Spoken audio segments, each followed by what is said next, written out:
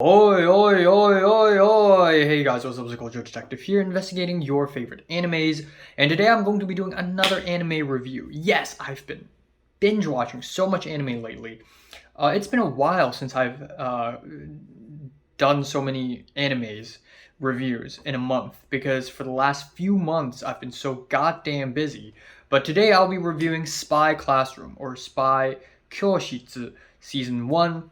It is a light novel written by Takemachi. It is adapted into a manga and then adapted into an anime by Studio Feel, who nobody has ever heard of because they don't put out anime all that much, and all the animes they put out don't really go anywhere. They usually put out slice of life, romantic comedies, so not really all that interesting of a studio, really.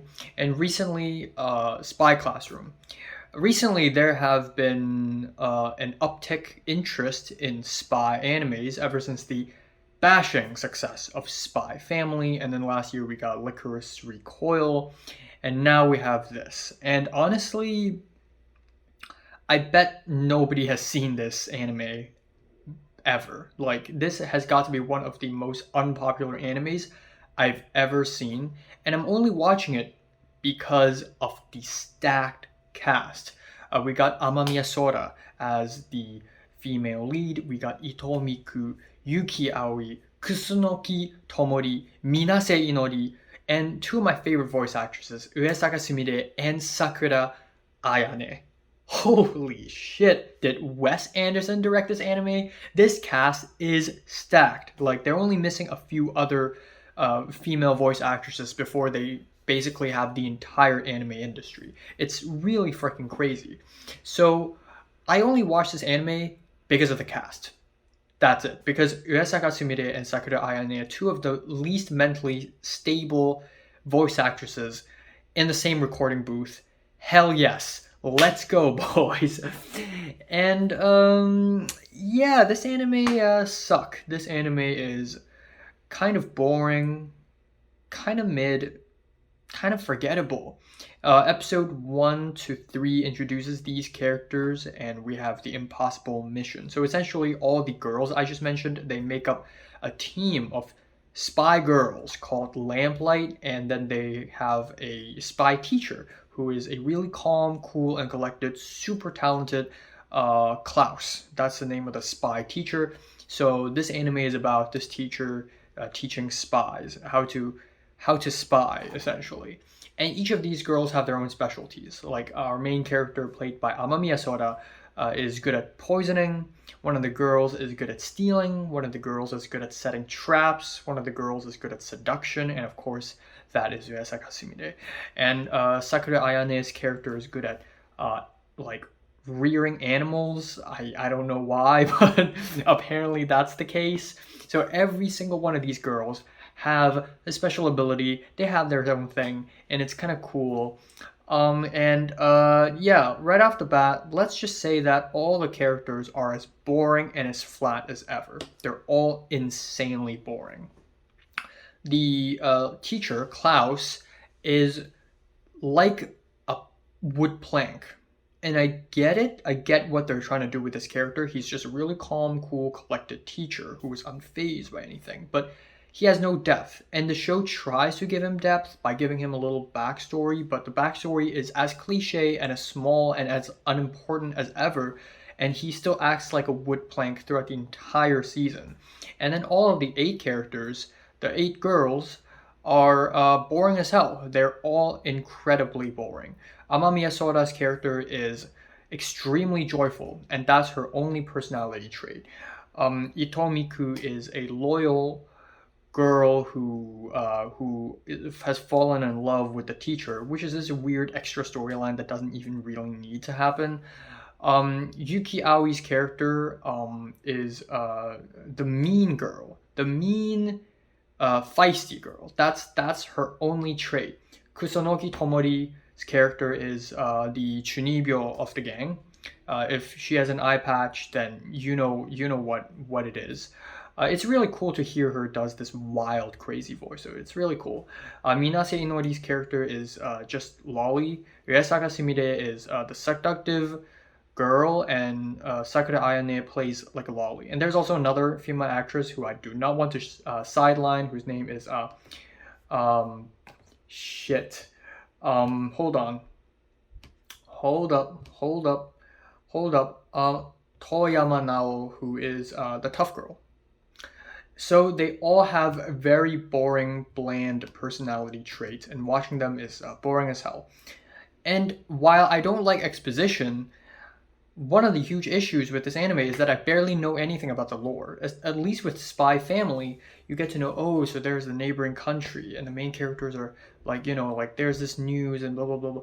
But in here, we barely get enough lore. We barely see enough lore to really understand what the hell's going on.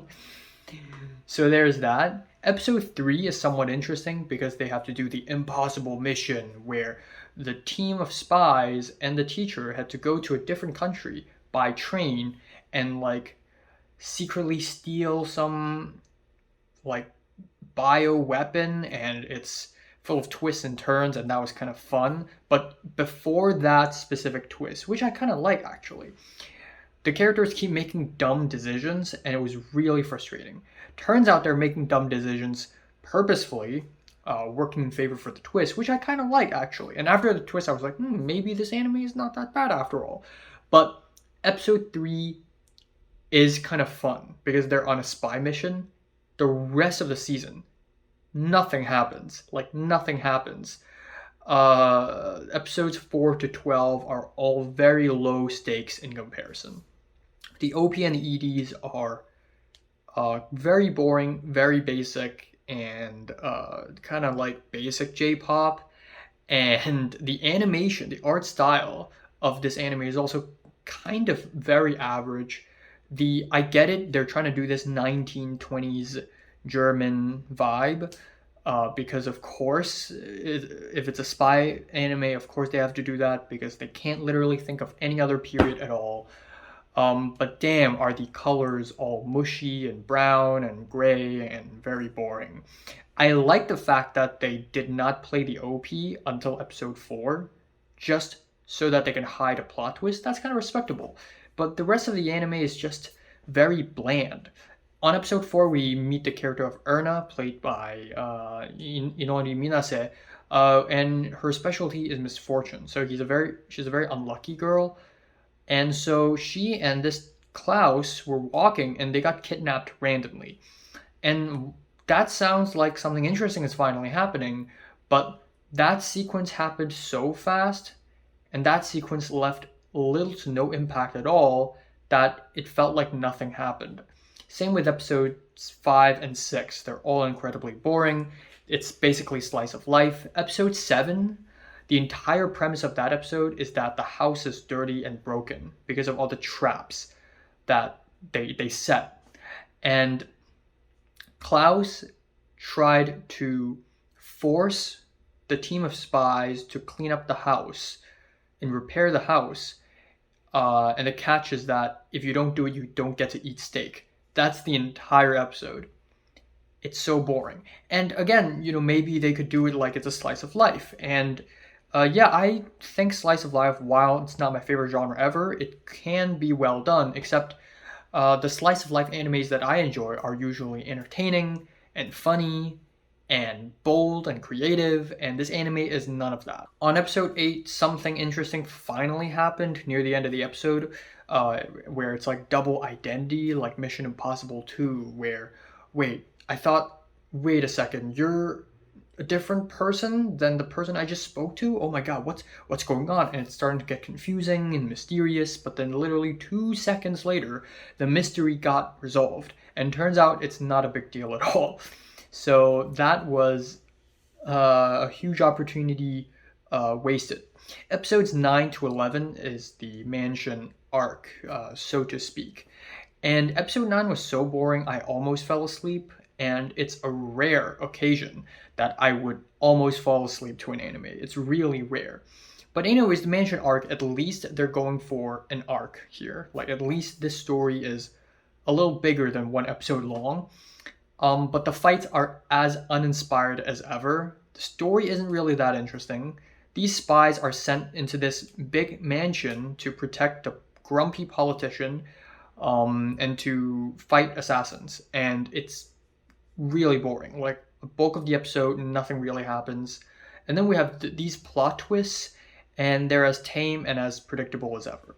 And then finally, we have episode 12, and it's a pretty simple ending episode about how the spies teamed up and tried to scam a big meat company in order to save a small bakery so that the small bakery could bake a meat pie. And even though it's kind of low stakes and it feels like it's a very silly premise, at least there's something kind of heartwarming and fun about the episode, kind of absurd, I guess. But yeah, overall, this anime is underwhelming as hell. I wouldn't say I'm disappointed because I already expected it to be bad, but yeah, it's pretty boring and bland.